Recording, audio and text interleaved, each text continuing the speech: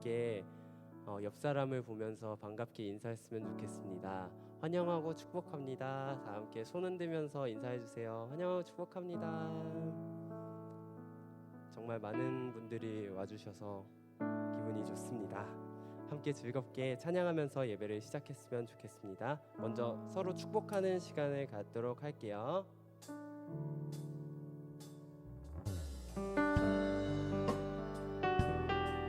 찬양을 부르면서 서로를 바라보며 함께 축복하는 그런 시간 갖도록 하겠습니다. 이제 우리 함께 모여서 주를 노래하네. 주를 찬양하며 자랑하네. 아멘. 형제자매 모습 속에서 하나님 형상을, 하나님 모습을 그려보네. 다시 한번 이제 우리 함께 모여서 주를 노래하네. 주를 찬양하며 자랑하네. 형제자매의 모습 속에서 하나님 형상을, 하나님 모습을 그려보네. 주는 나의 모습 있는 그대로 모두 사랑하셨네.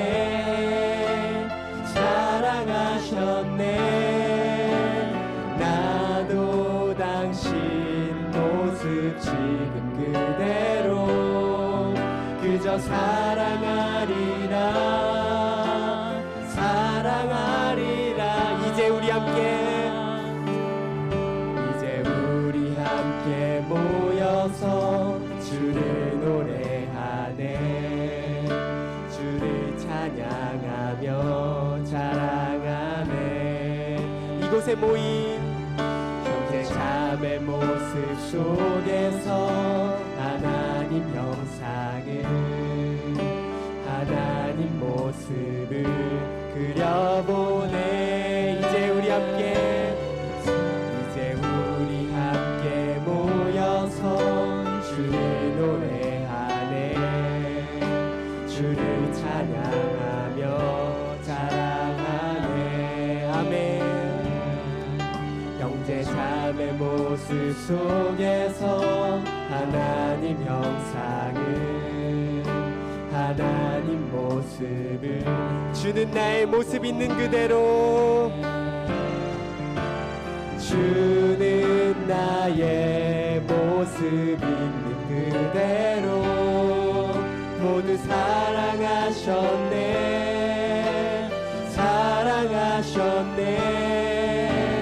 나도 당신 모습 지금 그대로 그저 사랑하리. 주는 나의 모습 있는 그대로, 주는 나의 모습 있는 그대로 모두 사랑하셨네.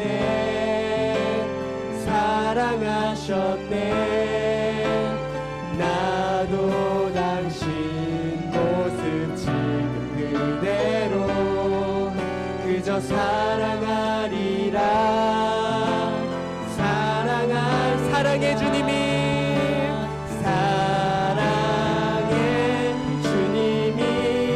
날 사랑하시네. 내 모습 이대로 받으셨네. 사랑해 주님이 날 사랑하듯이 나도 널 사랑하며 다시 한번 사랑해 주님이,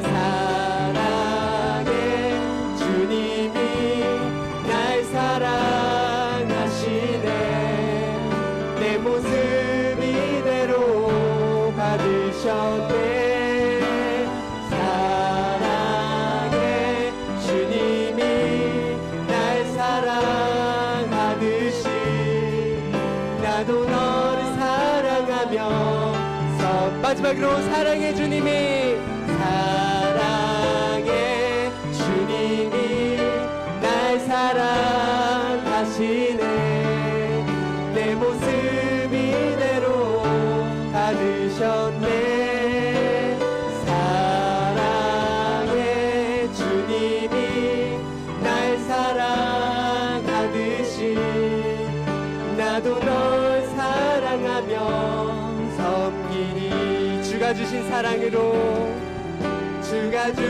사랑으로 섬기리 날 사랑한 사랑으로 섬기리 아멘. 우리 함께 이 시간에는 즐겁게 박수치며 찬양했으면 좋겠습니다. 이 자리 가운데 역천교회 예배의 자리 가운데 부흥이 있기를 간절히 소망하는 마음으로 함께 즐거운 마음으로 일어나 찬양하겠습니다. 함께 자리에서 일어나 주세요.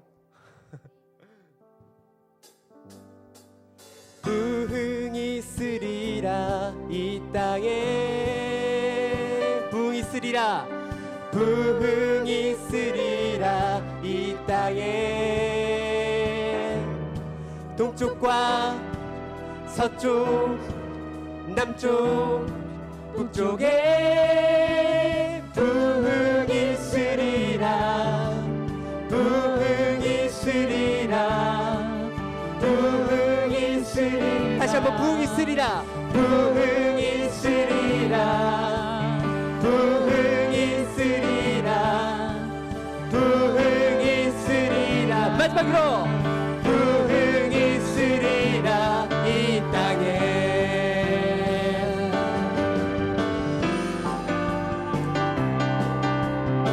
이 시간 이 자리 가운데 주님 함께 해주실 것을 믿습니다. 할렐루야. 부흥이 있으리라 부흥이 있으리라 이 땅에 부흥이 있으리라 이 땅에 동쪽과 서쪽 남쪽 북쪽에 부흥이 있으리라 부흥이 있으리라 부흥이 있으리라 이 땅에 다시 한번 부흥이 있으리라 부흥이 있으리라 이 땅에 여러분 믿으십니까? 부흥이 있으리라 이 땅에 동쪽과 서쪽 남쪽 북쪽에 부흥이 있으리라 부흥이 있으리라 부흥이 다시 한번 부흥이 있으리라 부흥이 있으리라 이곳 가운데 부흥이 있으리라 마지막으로 부흥이 있으리라 이 땅에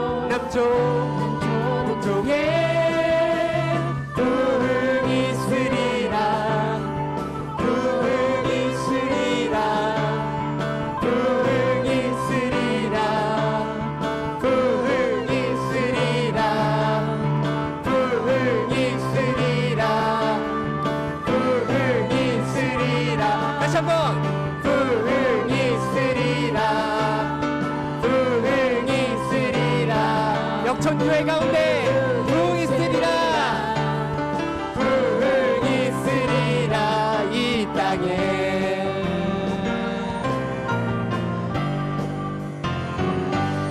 할렐루야. 여러분 우리 즐거운 마음으로 찬양합시다.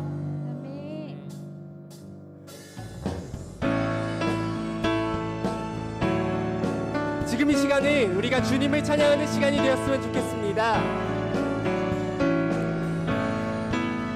온 땅의 열방의 주인이 되신 주님을 함께 찬양합시다.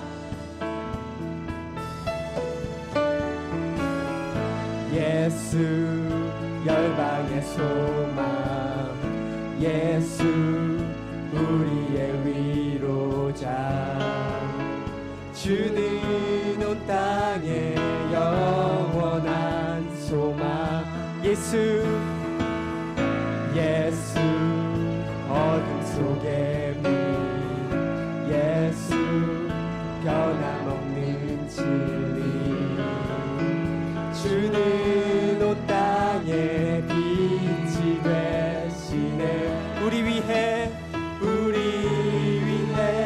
죽으시고 다시 사신 생명의 주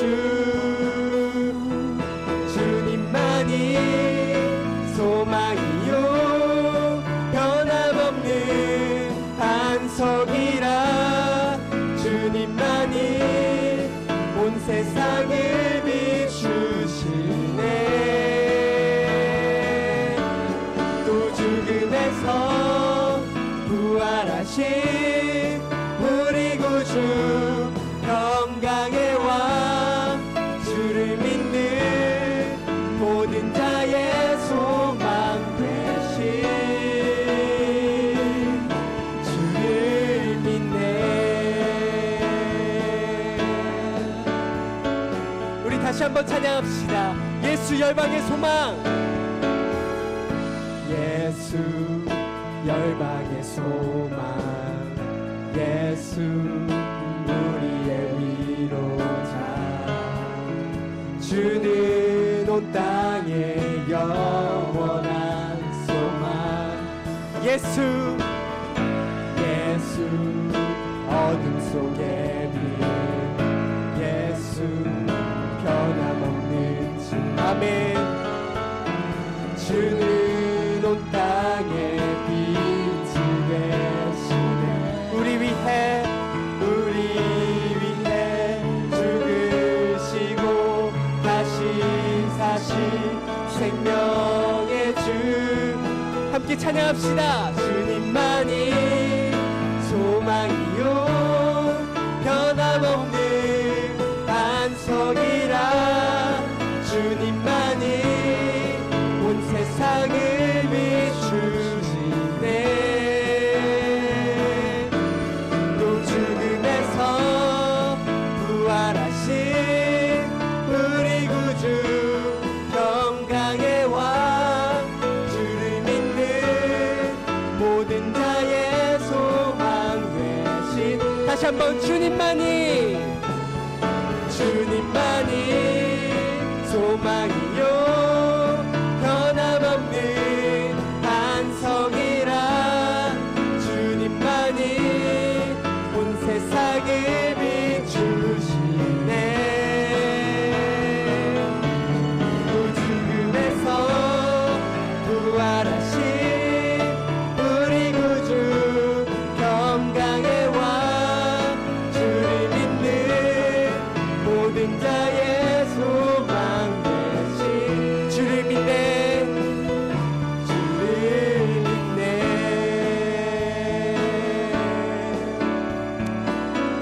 목소리로 찬양합시다. 우리 위해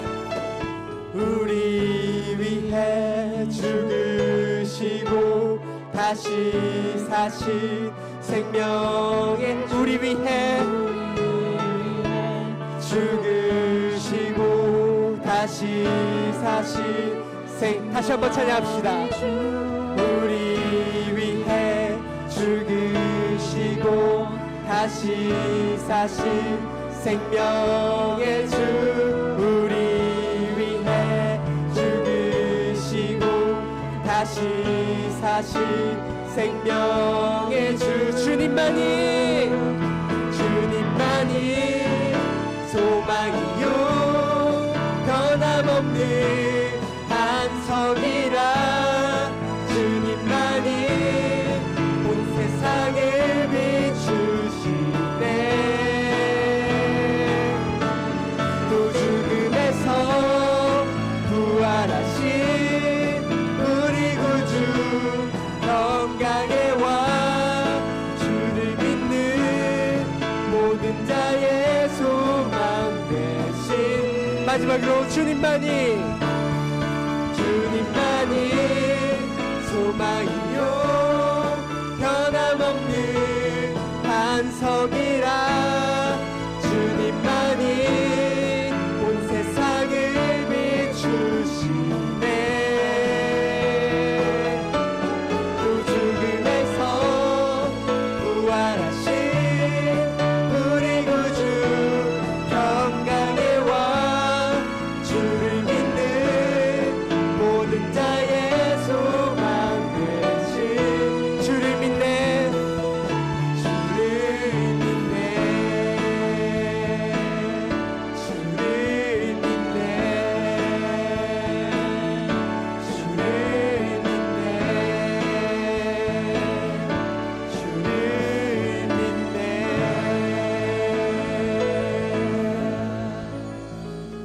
이 자리 가운데 함께 하실 주님을 우리가 계속해서 찬양합시다.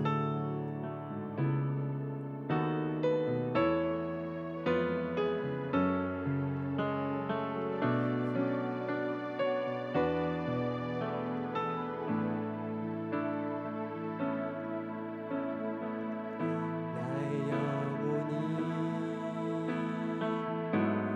잠잠히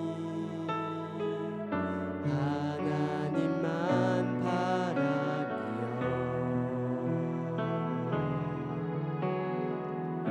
나의 구원이 그에게서 나는 도다 나의 영혼아 잠잠히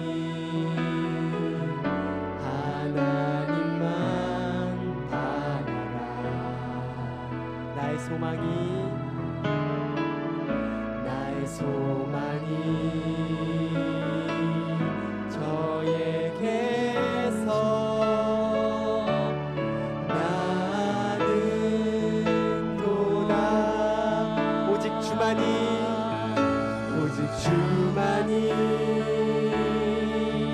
나의 반석 나의 구원이시니 오직 주만이 나의 산성 내가 요동치 아니하리 처음부터 찬양합시다. 나의 영혼이 간절히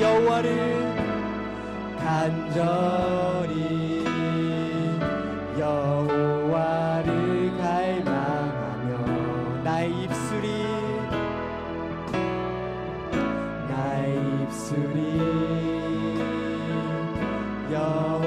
여호와를 찬양하리 아멘 나의 영혼이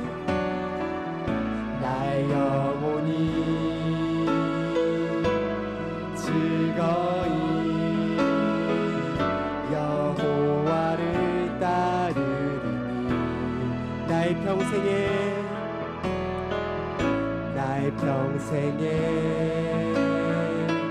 여호와를 송축하리 오직 주만이 주만이 나의 산성 나의 구원이시니 오직 주만이 나의 산성 내가 요동치 아니하리 오직 주만이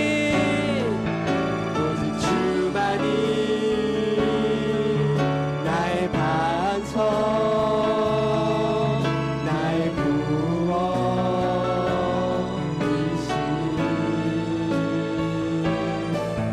오직 주만이 나의 산성 내가 요동치 아니하리 오직 주만이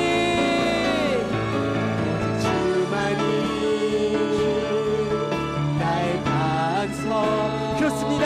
오직 주님만이 우리의 구원이 되십니다. 우리의 반석이시고 우리의 산성이 되시는 주님을 찬양합시다. 나의 산성 내가 요동치 아니하리 오직 주만이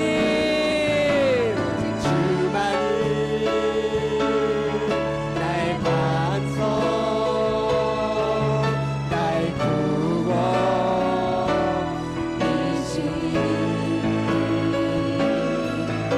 오직 주만이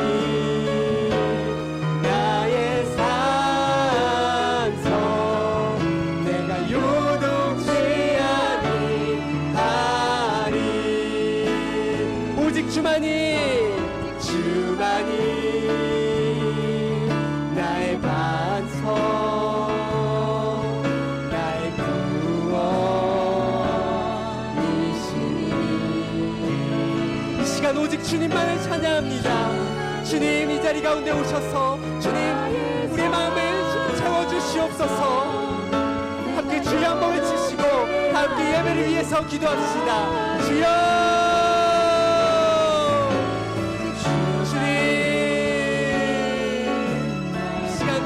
마음을 채워주실 주님의 간절히 원합니다.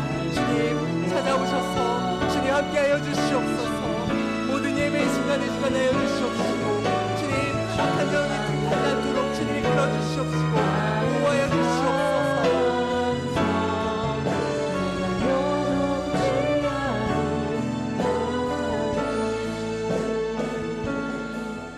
오직 주만이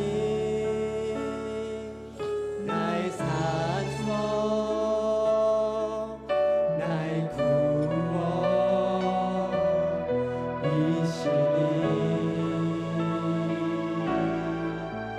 오직 주만이 나의 산성 내가 요동치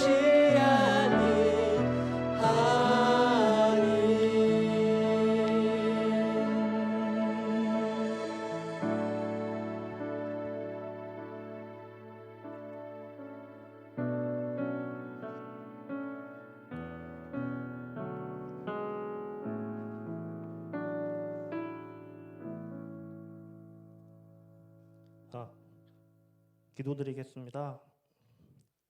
사랑하는 주님, 오늘 이 자리에 모여 예배할 수 있게 해주셔서 감사합니다.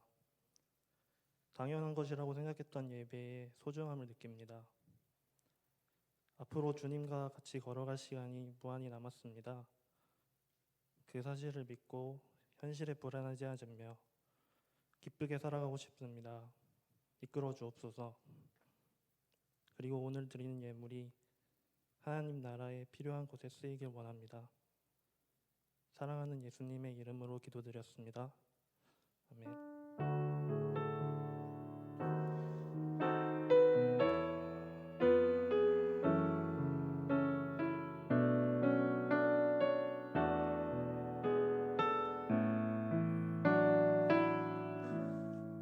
함께 찬양하심으로 준비한 예물을 주님께 올려드립시다.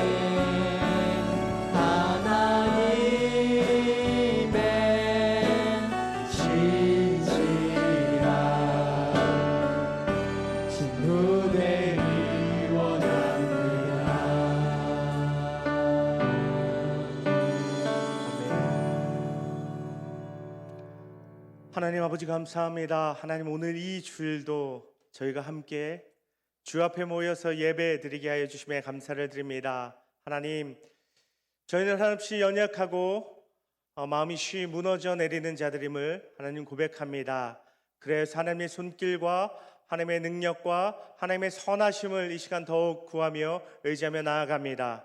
하나님 이 시간 임하여 주시옵소서. 우리의 모임 위에 임하여 주시고 각자의 마음과 심령과 그 영혼 가운데 임하여 주셔서 하나님 우리의 마음을 붙들어 주시고 하나님의 은혜로 채워 주시고 하나님 나라의 크고 비밀한 아버지 놀라운 것들로 아버지 맛보고 채워지는 귀하고 복된 시간 되게 하여 주시옵소서. 특별히 하나님 오늘 저희가 구별하여서 하나님 앞에 물질을 드립니다. 이것이 아버지 하나님 단순히 적은 물질이 아니라 저희 구별된 마음이며 저희 하나님 앞에 헌신됨임을 하나님 고백하며 나아가오니 하나님 이 모든 것 또 저희의 시간, 저희의 생명, 저희 주 앞에 모든 정성을 하나님 받아주시고 하나님 축복하여 주시고 하나님 저희 삶 가운데 하나님의 선하심으로 두루시고 아버지 하나님 넉넉하게 역사하여 주시옵소서. 하나님 질병의 때를 보내고 있습니다. 아버지 전염병의 때를 보내고 있습니다. 우리 마음에 두려움도 있고 하나님 어찌할 바를 알지 못하는 그런 아버지 하나님 마음들 생각들도 있습니다. 쉬 결정하지 못하는 아버지 우리의 선택들도 있습니다.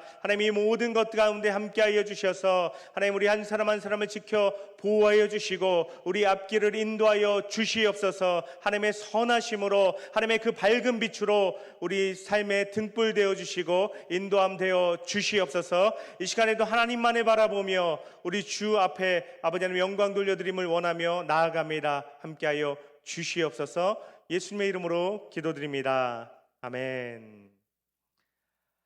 반갑습니다. 감사합니다. 잘 나왔습니다. 우리 또 영상으로 함께 예배드리고 있는 우리 청년분들도 환영합니다. 우리 이 시간 함께 나눌 말씀을 함께 보도록 하겠습니다. 오늘 함께 나눌 말씀은요 마태복음 13장 3절에서 17절까지의 말씀인데요, 좀 긴 말씀이지만 한 절 한 절 교독하며 이 말씀을 읽어갈 수 있길 바랍니다. 마태복음 13장 3절에서 17절까지의 말씀입니다. 제가 먼저 읽도록 하겠습니다. 예수께서 비유로 여러 가지를 그들에게 말씀하여 이르시되 씨를 뿌리는 자가 뿌리러 나가서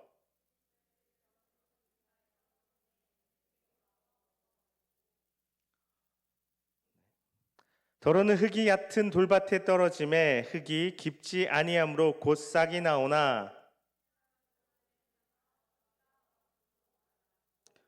더러는 가시떨기 위에 떨어짐에 가시가 자라서 기운을 막았고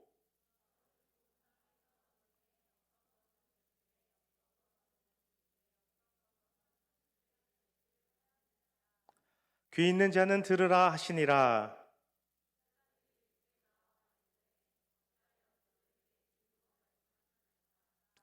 대답하여 이르시되 천국의 비밀을 아는 것이 너희에게는 허락되었으나 그들에게는 아니 되었나니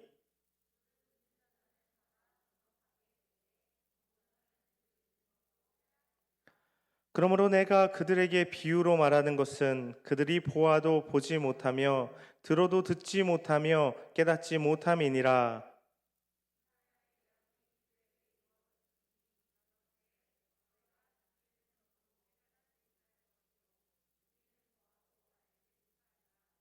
이 백성들의 마음이 완악하여져서 그 귀는 듣기에 둔하고 눈은 감았으니 이는 눈으로 보고 귀로 듣고 마음으로 깨달아 돌이켜 내게 고침을 받을까 두려워함이라 하였느니라.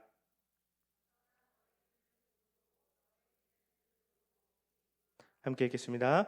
내가 진실로 너희에게 이르노니 많은 선지자와 의인이 너희가 보는 것들을 보고자 하여도 보지 못하였고 너희가 듣는 것들을 듣고자 하여도 듣지 못하였느니라. 아멘. 좀 긴 말씀 함께 잘 읽어주셔서 감사합니다. 오늘은요 이 마태복음 13장 3절에서 17절의 말씀으로 아닌가요? 라는 제목으로 함께 하나님 주신 은혜를 나눠보도록 하겠습니다. 특별히 오늘부터요 앞으로 좀 몇 주간 13장 이 마태복음 13장에 대한 말씀을 함께 나눠보려고 하는데 성경 말씀에 안 중요한 말씀 없죠. 다 중요합니다. 그런데 특별히 이 마태복음 13장의 말씀을 나눌 때는 좀 더 주의를 기울여서 좀 들어주시고 기억해 주시기를 당부를 드립니다. 왜냐하니 우리가 잘 아는 그 신천지가 우리들을 잡아가서 제일 처음 정식으로 이제 그들의 성경 공부를 시작할 때 제일 처음 가르치기 시작하는 말씀이 바로 이 마태복음 13장의 천국에 대한 말씀들입니다. 그래서 이 말씀만 우리가 잘 알고 있어도 우리가 혹시나 어떻게 우리가 알지 못하는 새 잘못해서 한번 따라갈 수는 있지만 딱 깨달을 수 있다는 것입니다. 이거 아니구나, 틀렸구나, 신천지구나 알 수 있다는 것입니다. 그래서 좀 이 말씀 좀 주의 깊게 잘 들어주시기를 부탁을 드리겠고요. 그렇다고 제가 뭐 신천지가 이렇습니다 저렇습니다 이야기하진 않을 겁니다. 위조 지폐를 감별하는 사람들이 수많은 위조 지폐보다 그렇죠? 원본에 대해서 더 제대로 잘 익히고 알고 하는 일에 더 힘을 쓴다고 하는 것처럼 우리도 성경의 바른 가르침, 바른 말씀이 무엇이라 하는지에 집중하고 잘 알고 있다면 그 이단 잘못된 것들도 금방 파악할 수 있기 때문입니다. 그래서 이 말씀 좀 주의 깊게 잘 들어주시기를 부탁을 드리겠습니다. 자, 이 마태복음 13장의 말씀을 나눠볼 건데요. 성경에 보면 이 마태복음에 보면 마태복음은요 좀 다섯이 엇갈려가면서 나온다 그랬죠.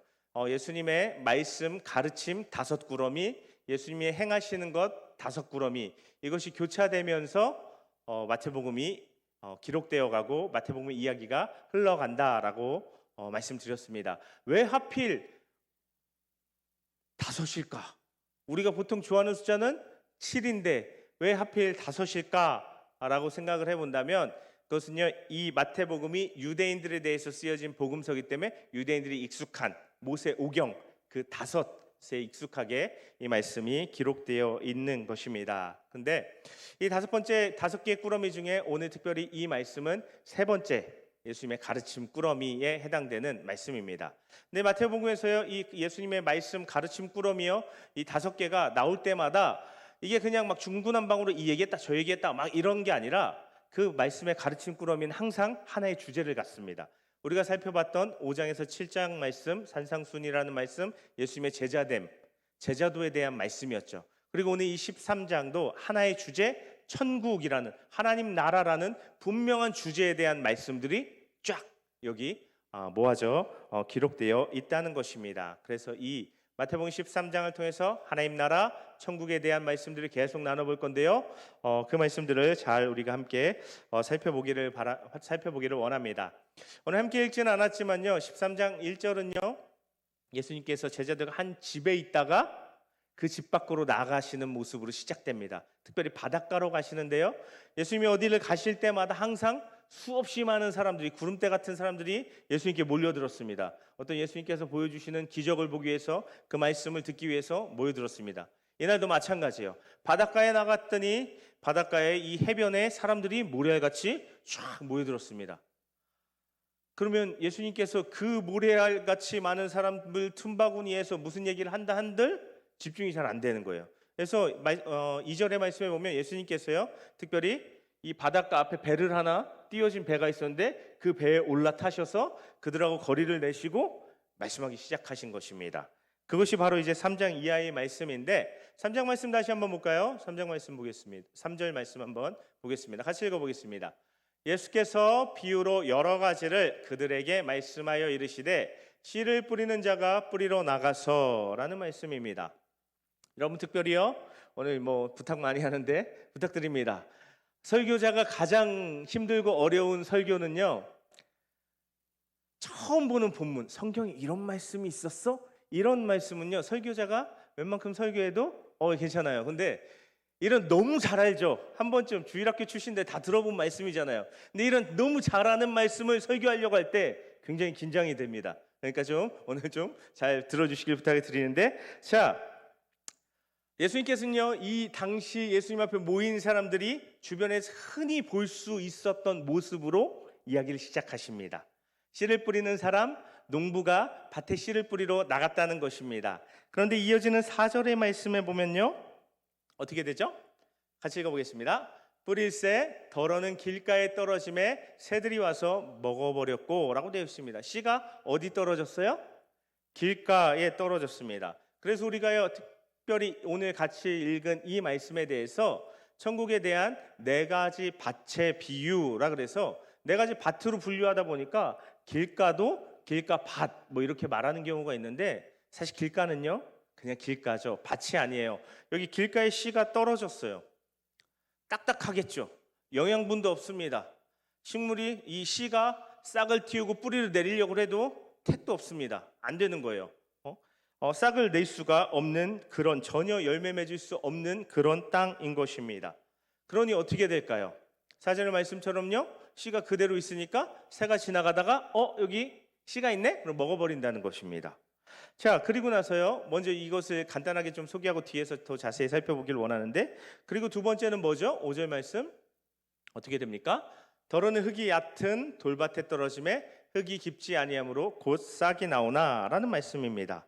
두 번째로 얕은 돌밭에 떨어집니다. 그런데 여러분 혹시 초등학교 때 이런 실험 해보셨나요? 그림 좀 보여주실까요? 저도 이게 참 오랜만이라 단어 자체가 낯설어요. 샬레.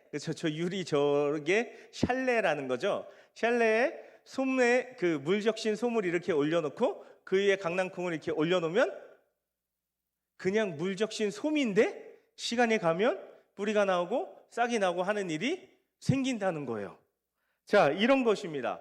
흙이 얕으니까요. 어떻게 되겠어요? 씨가 뿌려지고 흙이 얕으니까 곧 바로 싹이 터 나온다는 것입니다. 그런데 문제가 있죠. 6절 말씀처럼요.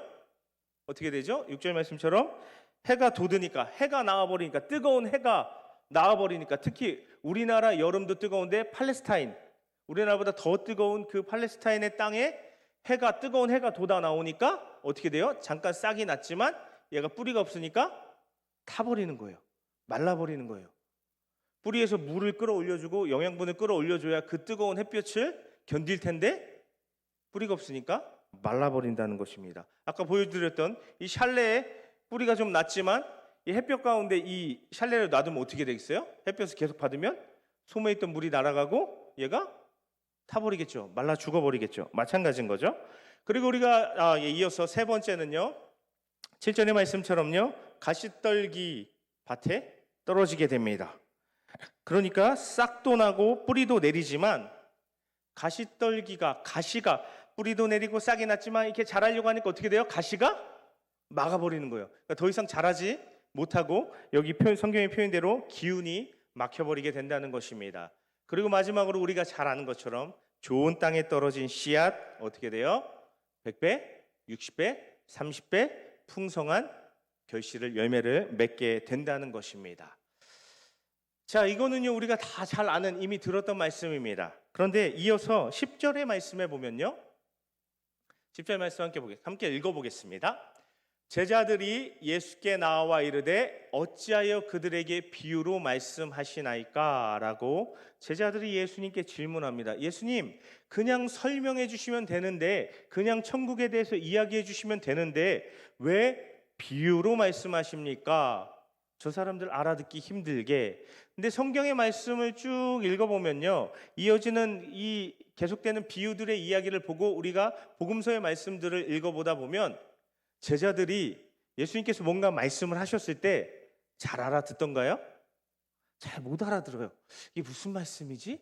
예수님 왜 이런 얘기 하시지? 싶은 그런 때가 있어요. 지금도 좀 그런 분위기예요. 사실 제자들도 본인 스스로들도 예수님 뭔가 말씀하셨는데 이게 도대체 무슨 말씀이지? 하는 지금 그런 분위기라는 것입니다. 우리 생각이에요. 비유, 뭔가 좀 더 쉬운 것에 빗대어서 이야기를 하니까 더 잘 알아들을 수 있지 않을까라고 생각할 수 있는데 이 천국이라는 개념이 이들에게는 워낙 낯선 새로운 개념이었기 때문에 이 제자들조차도요 쉽게 못 알아듣는 그런 말씀이었다는 것입니다. 그렇다 보니까 뒤이어서 18절에서 23절에 보면 예수님께서 이 이야기를 직접 설명해 주세요. 예수님의 설명이 필요한 그런 말씀이었다는 것입니다. 그런데 그때요 예수님께서 11절 12절과 같이 제자들의 왜 예수님 왜 비유로 말씀하세요? 하는 제자들의 그 반문, 질문에 대해서 예수님께서 이렇게 말씀하십니다. 11절과 12절의 말씀입니다. 함께 읽어보겠습니다. 대답하여 이르시되 천국의 비밀을 아는 것이 너희에게는 허락되었으나 그들에게는 아니 되었나니 무릇 있는 자는 받아 넉넉하게 되되 없는 자는 그 있는 것도 빼앗기리라 하는 말씀입니다. 예수님께서 천국에 대해서 말씀하시면서 뭐라고 이야기하셔요? 한 단어로 천국에 대해서 11절에서 비밀이라고 이야기합니다. 그런데 이 비밀이라는 단어가요, 우리가 일상생활에서 사용하는 비밀하고는 좀 다릅니다. 우리가요, 어떤 남자친구나 어떤 여자친구를 사귈 수 있어요. 그런데 뭔가 드러내지 않고 좀 몰래 만나고 싶어요. 그래서 이거 비밀이야 하는 우리는 그런 류의 비밀을 자주 이야기하지만, 여기서 말하는 비밀은요, 헬라어 원어로 하면 미스테리온이라는 단어입니다. 어디서 들어본 것 같지 않아요? 미스테리온? 미스테리? 그렇죠? 미스테리라는 말이 바로 이 헬라어 여기 비밀로 사용된 이 미스테리온에서 온 단어입니다. 미스테리가 뭐죠? 이해가 안 되는 거예요. 신기하고 신비롭고, 우와, 어떻게 저럴 수 있지? 어떻게 저런 일이 있지? 어떻게 저런 것들이 있지? 하는 그게 바로 미스테리예요. 마찬가지예요. 예수님께서 지금 하나님의 나라에 대해서, 천국에 대해서 이야기하는 이런 가르침들이 그냥 단순히 비밀, 어떤 사람들한테 숨겨져 있다 이 정도가 아니라 이해하기가 힘든, 신기하고 신비롭고 인간의 이성을 뛰어넘는, 초월하는, 그래서 쉽게 받아들이기 어려운 그런 일이라는 것을 예수님께서 지금 말씀하고 계신 것입니다. 그런데 하나님 나라가 그런 신비한 일인데, 신비한 것인데, 예수님이 이어서 하신 말씀은요, 말씀을, 그 비밀에 대해서, 하나님의 나라에 대해서 예수님께서 하시는 그 말씀을 받아들이는 사람들은 깨닫고, 점점 더 많이 깨닫고 알게 되고 그 하나님의 나라를 소유하게 되는데, 어떤 사람들은 어떻게 된다고요? 반대로 그 있던 것도 잃어버리게, 빼앗기게 된다는 것입니다. 무슨 말이지? 싶어요.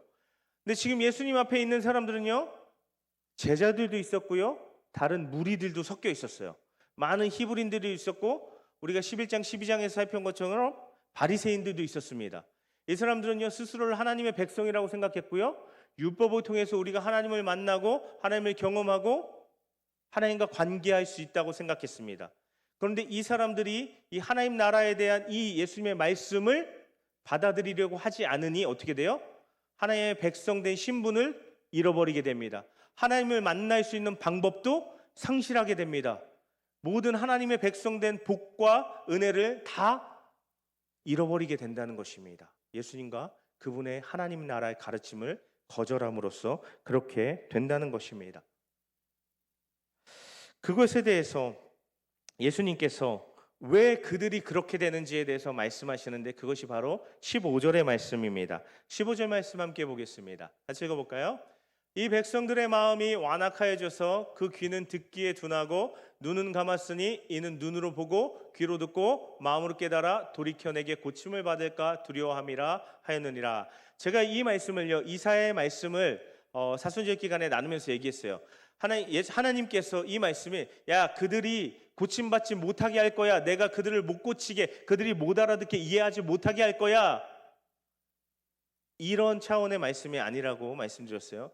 여기 나온 것처럼 15절에 가장 앞에 있는 말씀처럼 그들의 마음이 완악하여져서, 사람들의 마음이 완악하여져서 하나님이 말씀하시고 보여주셔도 깨닫지 못하고 보지 못하고 듣지 못한다는 말씀이라고 말씀드렸습니다.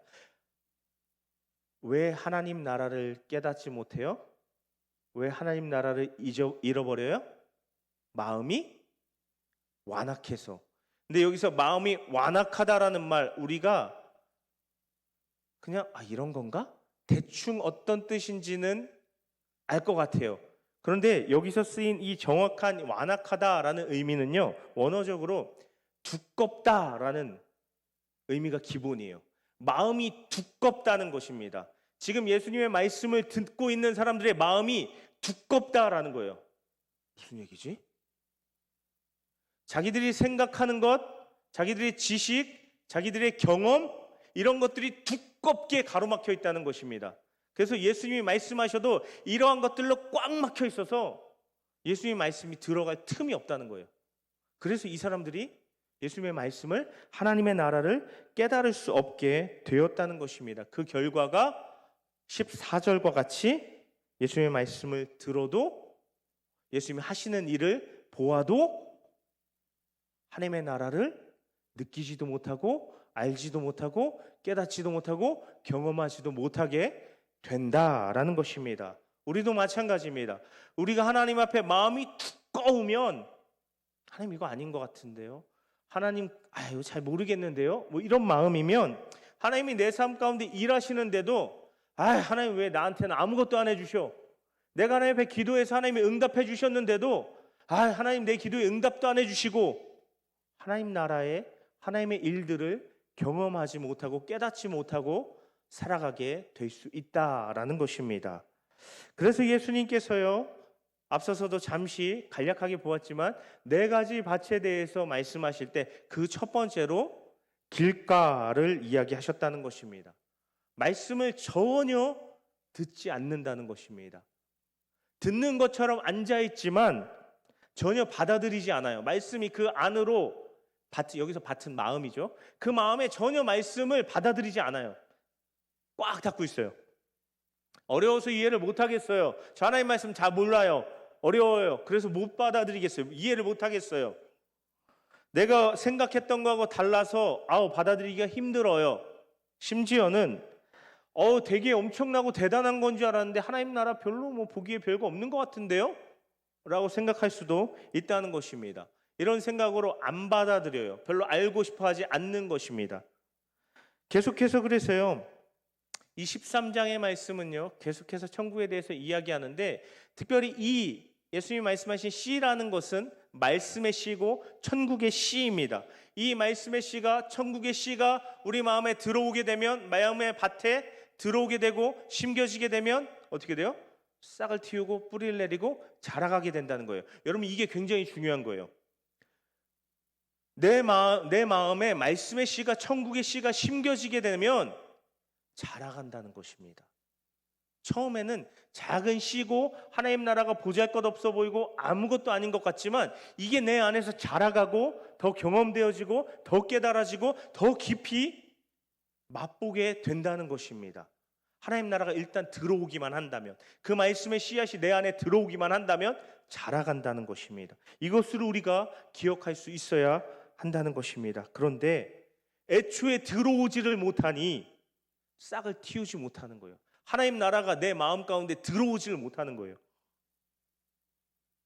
안 받아들이니까. 중요한 것입니다. 그런 사람한테는요, 여지가 없습니다. 19절의 말씀 함께 볼까요? 19절 말씀은요, 이것에 대해서 이렇게 이야기하고 있습니다.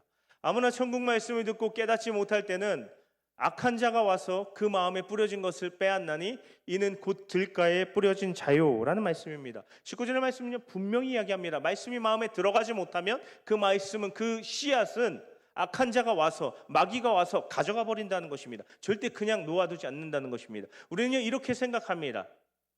교회 오래 다니면 언젠가 예수님 만나겠지, 교회 오래 다니면 언젠가 말씀 깨닫겠지 라고 생각하는데요, 말하는데요, 이것은요, 부분적으로는 맞고 부분적으로는 틀린 말씀입니다.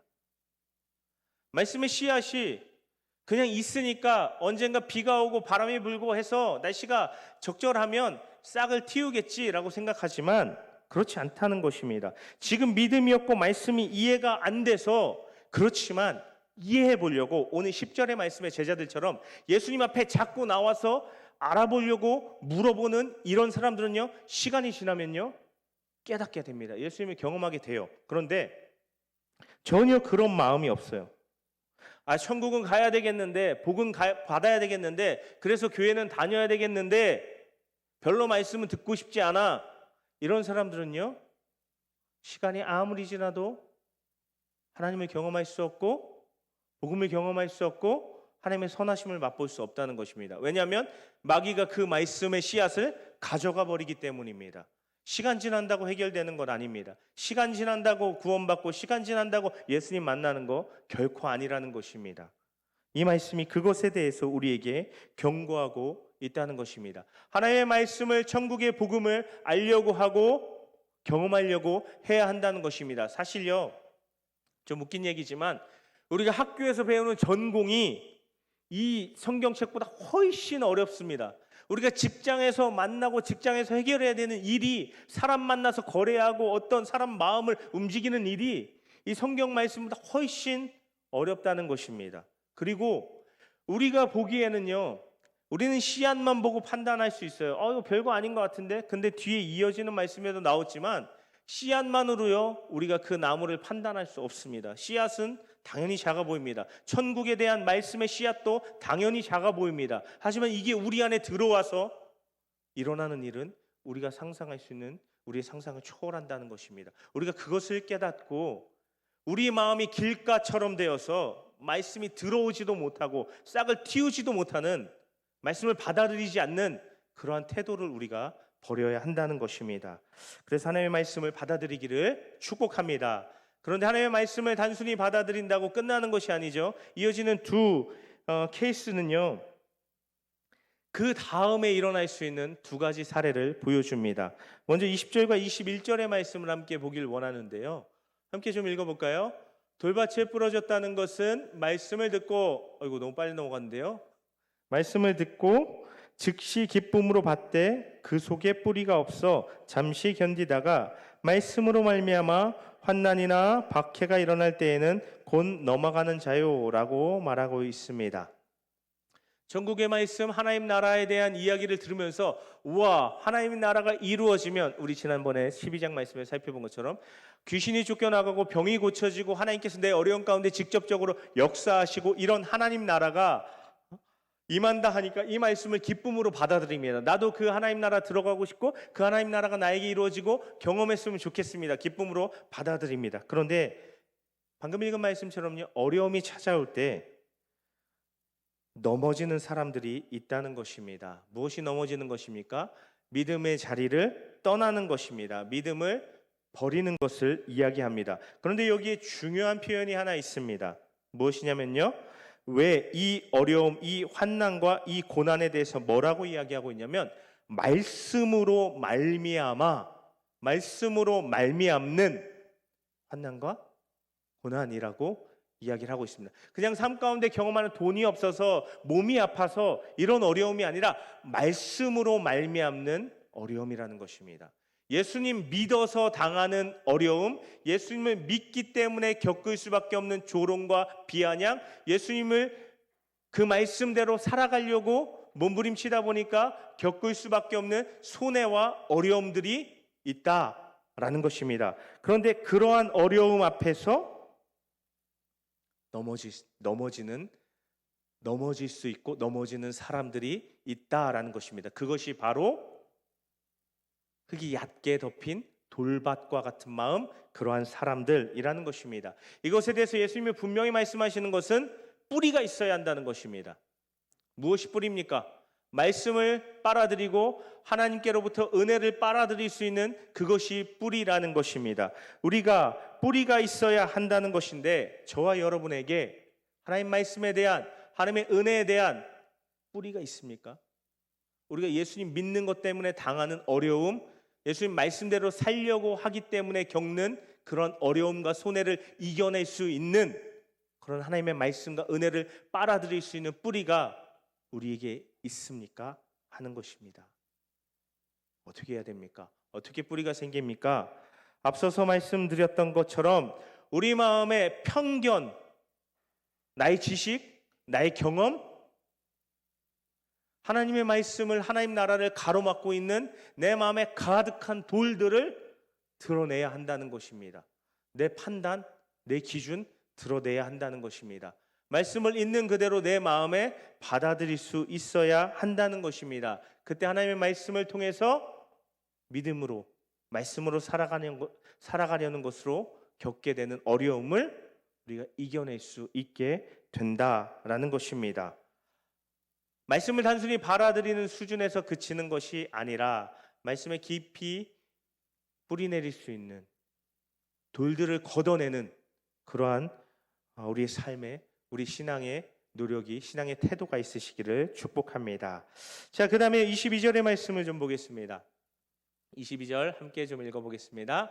가시떨기에 뿌려졌다는 것은 말씀을 들으나 세상의 염려와 재물의 유혹에 말씀이 막혀 결실하지 못하는 자요 라는 말씀입니다. 여기 보면요, 이 사람도요 말씀을요 들었습니다. 길가는 아니에요. 그런데 여기 보면 분명한 건 가시떨기였는데 이 가시떨기의 정체는 세상의 염려와 재물의 유혹이라는 것입니다. 염려가 있죠. 이렇게 하지 않으면 안 될 것 같고, 하나님의 말씀대로 살면 안 될 것 같은데, 세상의 방식대로 해야 될 것 같은데 하는 그 염려. 그 다음에 여기 나온 것처럼 재물의 유혹, 세상이 우리에게 소개하는 대박 터지는 그런 투자 방식, 세상의 성공 방식, 그걸 따라가야 할 것 같은데 하는 마음이 우리 안에 있을 수 있다는 것입니다. 그런데 중요한 것은요, 이 가시떨기의 특징은요, 이 가시떨기 밭의 특징은요, 앞서서 살펴보았던 이 돌밭처럼 넘어지진 않아요. 무슨 얘기예요? 믿음을 버리는 수준은 아니에요. 그런데 중요한 게 있어요. 막혀서 결실하지 못한다는 것입니다. 앞서서 살펴봤던 것처럼 기운이 막히는 거예요. 그런데 이 기운이 막힌다는 것의 원뜻이 뭐냐면 질식하다라는 뜻입니다. 이러한 세상이 주는 걱정, 근심, 염려, 세상의 유혹에 마음이 가득 채워지다 보면 내 안에 들어온 하나님의 말씀의 씨앗이, 하나님의 나라가, 내 믿음이 질식해버린다는 거예요. 숨이 막혀 죽어버린다는 거예요. 내 믿음이 작동하지 못하고 이런 어떤 우리 인생의 선택 가운데 질식해버린다는 거예요. 믿음이 역사하지 못한다는 거예요. 하나님을 기다리지 못한다는 거예요. 하나님을 의지하지 못한다는 거예요. 그래서 결과적으로 열매 맺지 못하게 된다는 것입니다. 말씀대로 역사하시는 그 하나님의 역사하심이, 선하심이 경험될 수 없다는 것입니다. 말씀이 내 안에서 질식돼 버리는 거예요. 그러니 어떻게 됩니까? 교회 다녀요. 예수님 믿어요. 내가 천국 백성이라는 거 인정해요. 그런데 어때요? 마음속이 늘 가시밭이에요. 불편해요. 고통이 있어요. 걱정이 떠나지 않아요. 저와 여러분이 이러한 가시떨기, 세상의 염려, 재물의 유혹을 잘라내고 걷어낼 수 있기를, 우리 마음에서 몰아낼 수 있게 되기를 간절히 바라고 축복합니다. 아멘. 자, 그리고요, 마지막으로 당연히요, 좋은 밭에 대해서 이야기하고 있습니다. 씨가 자라고요, 하나님 나라가, 그 들어온 하나님 나라가 풍성하게 자라고 열매 맺을 수 있는 좋은 땅인 것이죠. 그런데 우리가 이 말씀에 대해서 들으면서 저는 그랬거든요. 좀 한 가지 우리가 할 수 있는 착각이 있어요. 뭐냐면 이 네 밭이 다 따로 떨어져 있는 것 같아요. 그래서 어디는 길가고, 어디는 돌짝이고, 어디는 가시떨기고, 어디는 좋은 밭이고, 이게 다른 밭인 것 같아요. 농부가 각각 나가서 그냥 막 뿌리는 것 같아요. 그런데 오늘 말씀이 분명히 우리에게 이야기하는 것은요, 다 같은 곳에 붙어 있는 밭이었다는 거예요. 이 밭이 기본적으로는 다 좋은 땅인데 어디에 가시가 좀 나와 있고, 어디에 돌이 이렇게 있고, 길가도 이 좋은 밭 바로 옆이라는 거예요. 예수님께서 말씀의 씨앗을 뿌리는데 그 밭이, 그 마음이 문제라는 거예요. 우리 안에 다 마찬가지예요. 지금 여기에 누군가는요 좋은 밭이고, 누군가는 길가고요, 누군가는 돌밭이고요, 누군가는 가시떨기라는 거예요. 그래서 예수님께서 분명하게 말씀하시는 것이 이것입니다. 9절의 말씀인데요, 오늘 가장 중요한 말씀인데요, 9절에서 예수님께서 이렇게 말씀하시는 것입니다. 귀 있는 자는 들으라 하시는 말씀입니다. 우리는 이 얘기가 익숙해요. 요한계시록에 봐도 계속 귀 있는 자는 들으라, 귀 있는 자는 들으라 나오니까, 귀 있는 자, 뭔가 하나님의 말씀을 들을 수 있는 자, 하나님의 말씀을 깨달을 수 있는 자, 이 정도의 의미로 생각하는데, 사진 하나 보여주실까요? 뭐같이 생겼어요? 귀같이 생겼죠, 그렇죠? 근데 뭘로 만들어진 것 같아요? 뭔가 쇠, 그렇죠? 청동, 약간 구리 이런 것 같아요, 그렇죠? 근데 이게 뭐냐면요. 옛날 로마 시대 때 예수님 당시에 많이 주변에서 있었던 그런 이 귀 모양의 이 쇳덩어리예요. 근데 이게 어디에 쓰여지냐면요. 로마 제국에서 자기들이 믿고 자기들이 섬기는 신들이 있을 거 아니에요. 그 신들한테 제사를 바칠 때 특별히 서원제라 그래서 서원 제사라 그래서 뭔가 이렇게 해주시면 제가 이렇게 하겠습니다라고 하나 그들이 믿는 신 앞에 맹세하고 약속하는 그런 제사.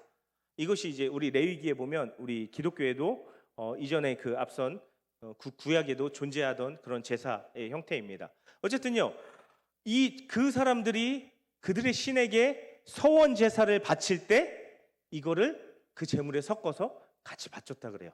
이게 이름이 드릴기였어요.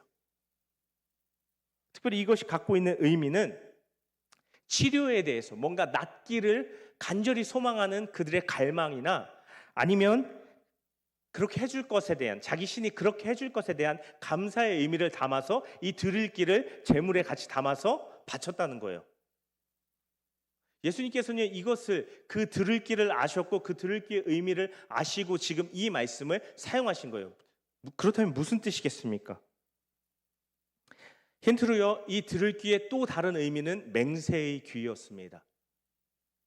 자신의 신들에게 제물을 바침에 있어서 맹세의 귀를 바쳤다는 거예요. 다시 말해서 맹세한다는 것입니다. 이것을 우리식으로 이야기하면 이런 거죠. 치료를 위해 듣겠다, 아니면 치료해 주시면 듣겠다, 이런 의미라는 것입니다. 하나님의 말씀을 들어야 우리가 치료될 수 있고 하나님의 말씀으로 치료된다면 우리가 그 하나님의 말씀을 듣고 순종하고 따르겠다 하는 의미가 이 들을기라는 이 표현에 담겨 있다라는 것입니다. 어떤 하나님의 말씀을 그냥 잘 듣고 잘 깨닫는 귀가 따로 있는 게 아니라 하나님의 말씀을 들으려고 하는 그 태도와 듣는 방식이 중요하다라고 지금 예수님께서 말씀하시는 것입니다. 야, 너희 제자들, 내 앞에 있는 제자들, 너네들은 내가 너희들 귀가 잘 들리게 해줬어, 내가 너희들 잘 깨닫게 해줬어 하는 예수님의 말씀이 아니라 예수님의 말씀을 들으려고 하는, 깨달으려고 하는 그 태도가 중요한 거야 라고 예수님 말씀하시는 것입니다. 그 깨달으려는 태도가 있으면 길가가 아니라 돌짝이 아니라 가시덤불이 아니라 좋은 밭일 수 있다라고 예수님 말씀하시는 것입니다. 지난번에 살펴본 말씀, 서두에도 말씀드린 것처럼 하나님 나라가요 이미 이 땅 가운데 임하였고 침투해 있습니다. 그래서 하나님의 역사가요 때론 질병도 치료하고 귀신도 내어쫓고 삶의 문제들을 해결하는 그 근거와 능력이 되기도 한다는 것입니다. 하나님 나라의 실제입니다. 신앙생활을 좀 해봤다고 생각하고 내가 하나님을 경험했다고 생각하고 기도의 응답을 받았다고 생각하는 청년들은 경험이 있으실 것입니다. 그것이 바로 하나님 나라고 하나님 나라의 역사, 하나님의 손길이라는 것입니다. 그런데 중요한 것은 내 귀가, 지금 내 귀와 내 눈이 하나님 나라를, 오늘 이 말씀에 나온 것처럼 하나님 나라를 듣지 못하고 보지 못하는 그런 눈은 아닌가 하는 것입니다. 지금 내 마음이 하나님의 나라를 하나님의 역사를 인정하지도 못하고 깨닫지도 못하고 살아가는 그러한 마음의 상태는 아니냐 하는 것입니다.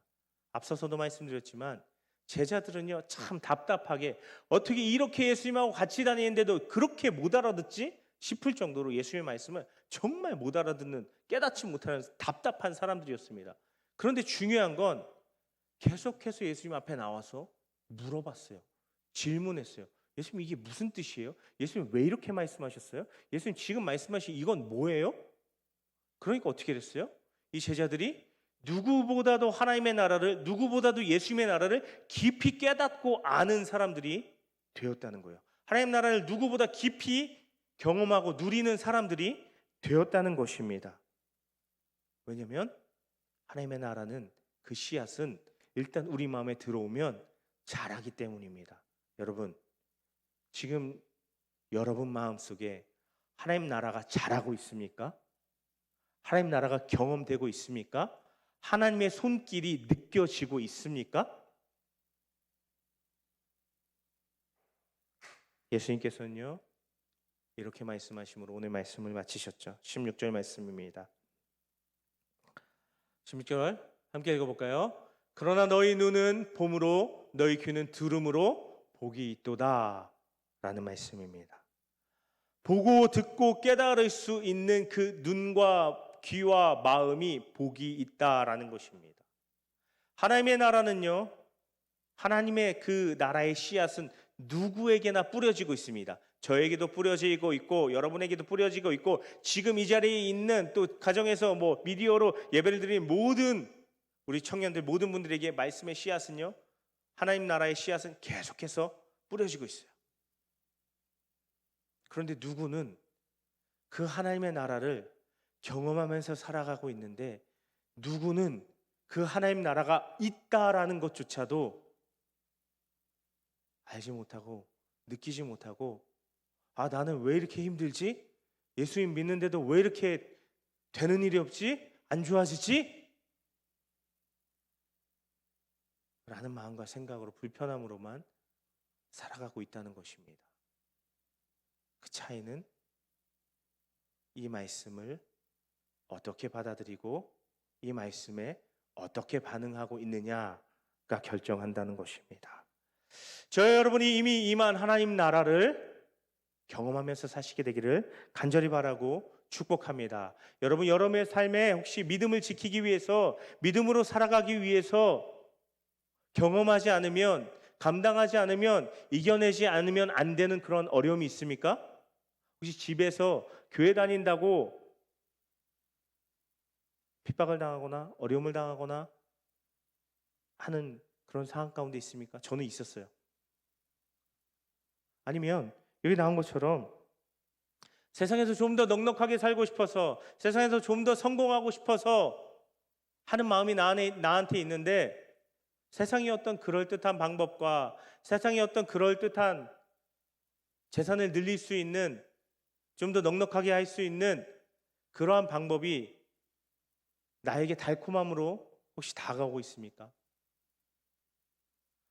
우리가 이미 나에게 임한 하나님의 나라, 하나님의 말씀, 예수님의 말씀을 통하여서 그런 어려움, 신앙을 지키기 위해서 따르는 어려움도 또 더 그럴듯한 방법의 유혹도 거스르고 이겨내고 승리함으로 정말 그 당시에는 미련해 보이고 그 당시에는 되는 게 없고 그 당시에는 내가 왜 이렇게 살지 하는 답답함이 있을지라도 시간이 지나고 보니 하나님 말씀 진짜였네, 하나님 나라 역사 하나님의 손길이 진짜 있네 라는 것을 경험하고 충분히 맛보고 누리는 그런 저와 여러분의 삶이 되시기를 간절히 바라고 축복합니다.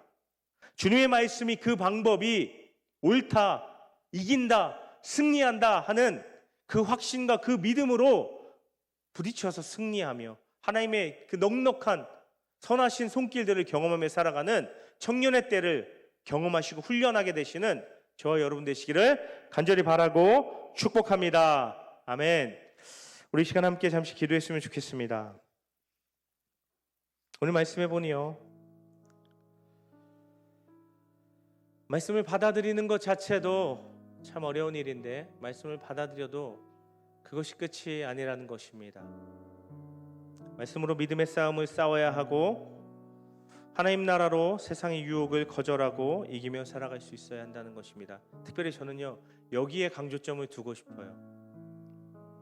물론 코로나의 시기 조금 모여서 예배하기가 어려움이 있었지만 우리 믿음 때문에 그렇게 큰 대가를 치르고 그렇게 큰 어려움을 당하고 살아가지 않아요. 동시대에 우리의 가까운 북한에 있는 우리의 신앙의 형제 자매들이나 아니면 저는 아프간이나 어려운 그런 무슬림의 나라, 공산주의의 나라에 있는 형제 자매들처럼 신앙의 사실 어려움은 그렇게 크게 없어요. 그런데 오늘 말씀에 나온 것처럼요, 우리는요 굉장히 강력한 유혹의 시대를 살아가고 있습니다. 우리의 믿음과 우리의 신앙을 잠식하고 질식시키고 목졸라 죽이려고 하는 그런 많은 세상의 유혹 가운데 우리가 부단히 부딪히고 경험하며 살아간다는 것입니다. 하나님은요 동일한 기준으로, 고난이라는 어려움이라는 동일한 기준으로 우리를 판단하시고 우리를 칭찬하시고 하시진 않을 거예요. 우리에게는 어려움의 양이 현저하게 적어요. 그렇다면 우리는 하나님 앞에 무엇으로 판단받고 무엇으로 하나님 앞에 인정받겠습니까? 말씀에 대한 태도, 유혹을 거스르려 하는, 하나님의 뜻대로 살아가려 하는 그런 중심, 그런 진지한 믿음의 태도로 하나님 앞에 칭찬받고 인정받을 수 있을 거라 믿습니다. 저와 여러분의 마음이 그런 하나님의 말씀을 붙드는 믿음의 싸움을 싸워내려는 그런 마음 되기를 간절히 축복합니다. 우리가 그 마음을 위해서, 그런 마음 되기 위해서, 그런 우리 신앙의 태도 되기 위해서 하나님 앞에 기도했으면 좋겠습니다. 하나님, 제 안에 익숙한 세상의 방식과 세상의 이야기들을 떨쳐버리고 오직 하나님 말씀 붙들고 하나님 말씀으로 승부할 수 있는 청년 되게 하여 주시옵소서. 하나님 말씀 붙들고 나아갈 때 승리함을 경험할 수 있도록 하나님 역사해 주시옵소서. 지금 나에게 당하고 내가 감당해야 할 것들 말씀으로 부딪히게 하여 주시옵소서. 하나님 나라의 선하심을 경험하게 하여 주시옵소서라고 우리 마음을 정하고 뜻을 정하고 이 시간 주님 한 번 부르고 합심해서 기도하며 나아가겠습니다. 주여, 하나님 아버지 감사합니다. 하나님 오늘도 우리를 하나님 앞으로 인도하여 주시고 하나님 말씀으로 우리를 아버지 연단하여 주시고 아버지 단련하여 주시며 감사를 드립니다. 하나님, 우리에게 익숙한 말씀입니다. 네 가지 밭이 있다 말씀하십니다. 하나님, 우리의 마음이 길가입니까? 아니면 돌짝밭입니까? 아니면 가시덤불 밭입니까? 아니면 좋은 밭입니까? 하나님, 우리가 우리 스스로를 아버지 스스로에게 답해 볼 수 있도록 하여 주시옵소서. 하나님, 나의 눈과 귀가 과연 하나님의 말씀에 하나님 나라에 열려진 마음인지, 아니면 하나님의 나라가 있다는 걸 깨닫지도 못하고 나의 삶 가운데 하나님 나라가 이루어졌다는 것을 알지도 못하고 그 나라를 아버지 하나님 내가 아버지 귀하게 여기거나 사모하거나 아버지 구하거나 하지도 않고 살아가고 있는 마음인지 하나님 돌아보게 하여 주시옵소서. 나의 삶을 살아가는 방식이 하나님의 말씀인지 세상의 방식인지, 하나님 내 마음을 든든하게 하는 것이 하나님의 나라의 역사인지, 하나님의 선하신 손길인지, 아니면 아버지 내가 세상 가운데 아버지 붙들고 있고 움켜쥐고 있는 세상의 방식인지 하나님 돌아보게 하여 주시옵소서.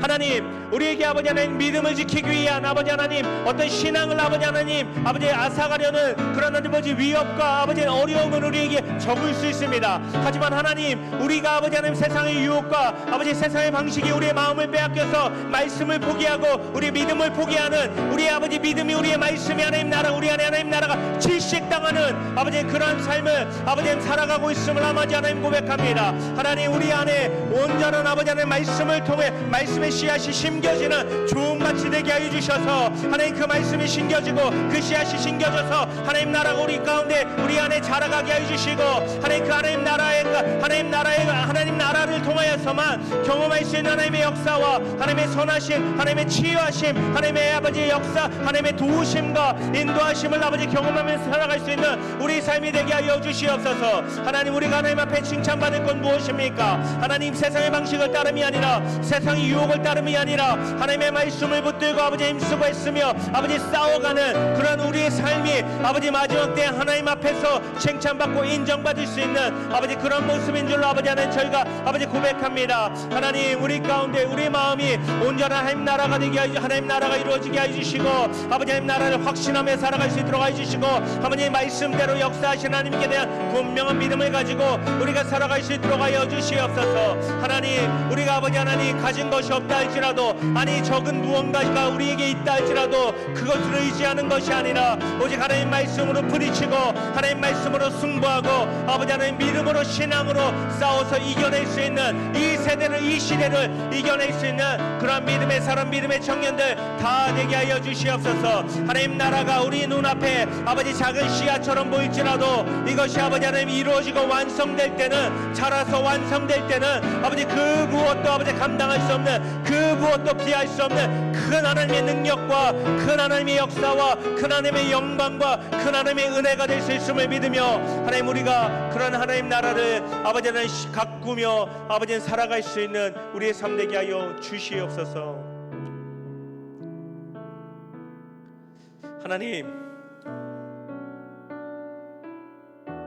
하나님은 계속해서 우리의 마음 가운데 하나님 나라의 그 말씀의 씨앗을 뿌리고 계십니다.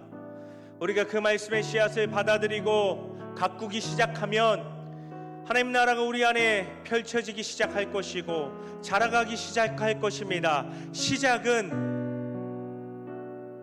보잘것없어 보이고 큰 그런 어떤 능력과 그런 어떤 우리가 의지할 것으로 보이지 않지만 하나님 나라가 자라기 시작하면 우리 삶을 감싸고 우리 삶을 붙들고 우리 삶 가운데 하나님의 놀라운 큰 능력으로 이루어지고 나타날 것을 우리가 믿게 하여 주시옵소서.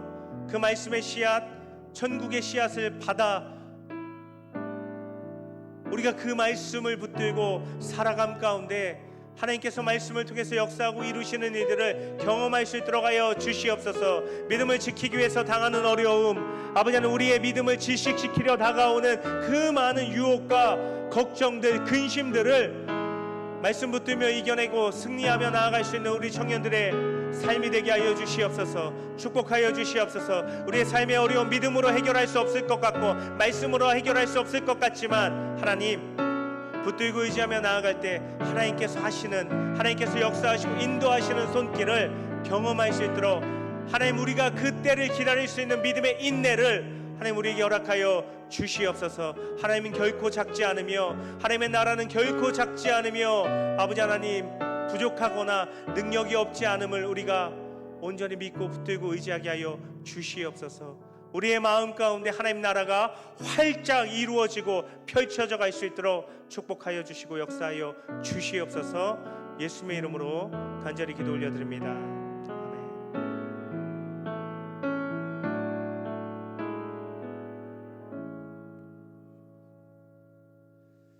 하나님 나라가 활짝 펼쳐지고 열려지는 저와 여러분의 삶이 되기를 축복합니다. 아멘. 광고 부탁드립니다.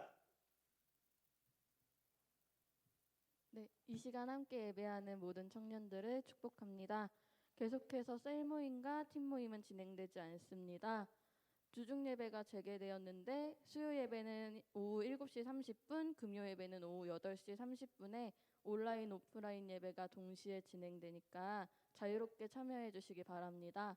그리고 새벽 기도회는 오전 5시 30분에 진행되고 역촌교회 유튜브 채널에 녹화되어 있습니다. 교육부서 현장 예배 관련 광고인데요. 유아 어린이교회와 사랑부는 6월 7일, 청소년교회는 5월 31일에 재개될 예정입니다. 일정은 코로나19 상황에 따라 변경될 수 있고요. 교육부서 현장 예배 재개를 위해서 기도해 주시기 바랍니다. 정교인 성경통독 500독이 진행 중입니다. 많이 참여해 주시기 바랍니다. 신천지 및 이단을 계속해서 경계해 주시기 바랍니다. 현장 예배 참여 시 주의사항을 읽어주시고 지켜주시기 바라고요. 코로나19를 위한 기도 제목을 놓고 함께 기도해 주시기 바랍니다. 그리고 군지체 광고가 있는데요. 44기 강현호 청년이 제대했습니다. 보시면 반갑게 인사해 주시고 축하해 주시기 바랍니다.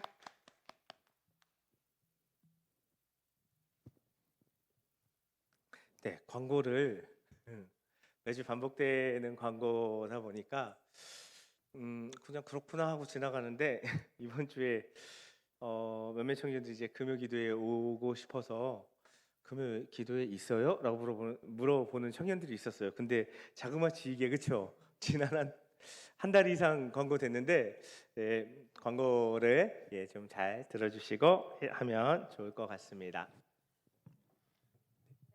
함께 자리에서 일어나 파송 찬양 드리겠습니다.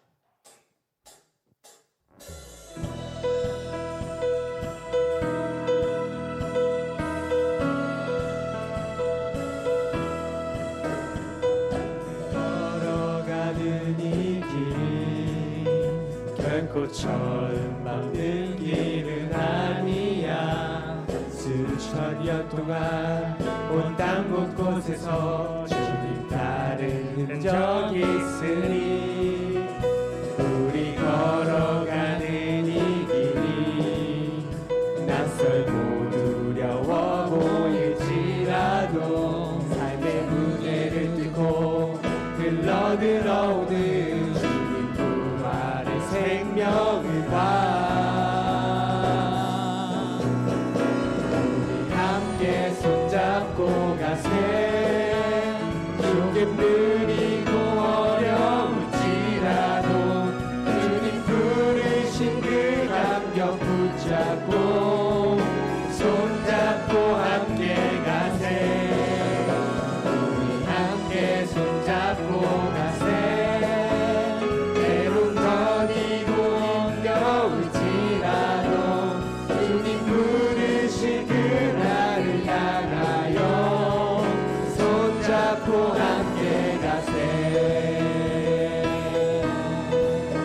한번 처음부터 찬양합시다.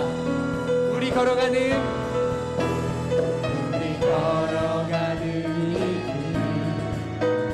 결국 처음 만든 길은 아니야.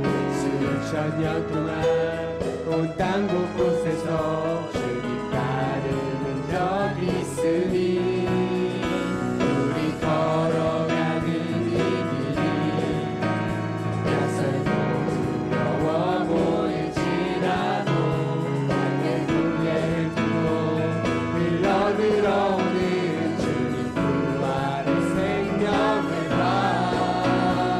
우리 함께 손잡고 가세.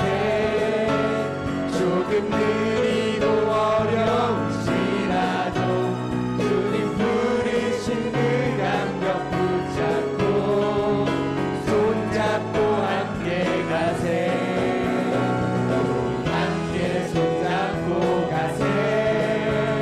때론 더디고 힘겨울지라도 주님 부르신 그날을 향하여 손잡고 함께 가세.